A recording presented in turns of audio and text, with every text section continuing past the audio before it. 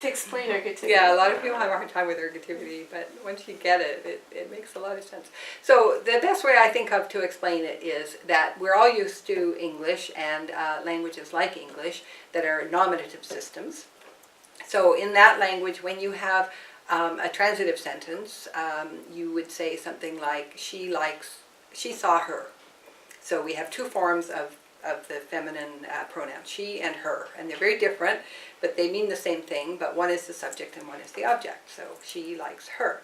Now when you have an intransitive sentence, there's one instance of this pronoun, and is it like the one or is it like the other? And in English, it's like the one. You say she slept. You don't say her slept.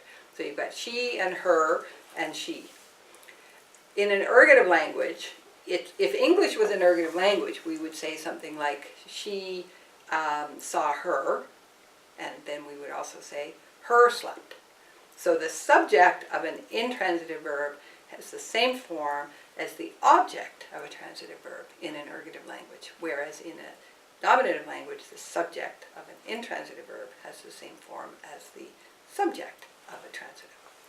So if that makes any sense at all, you can understand why it's interesting. Subjecthood becomes a big issue in these languages, because is the intransitive subject, the her in her slept, is it a subject? But then why doesn't it look like she? And is it an object? But then how can it be an object when it's the only argument in the sentence? It's the only noun phrase in the sentence. So if it's an object, then you've got this sentence that consists of a verb and an object but doesn't have a subject. So just the questions are endless, and I just again have to point out this beautiful book which just came out today, which is all about ergativity, and it's very big, so you can see that there's a lot to be said about ergativity. And I edited this with Jessica Kuhn and Lisa Travis, who are both wonderful linguists and were great to work with. So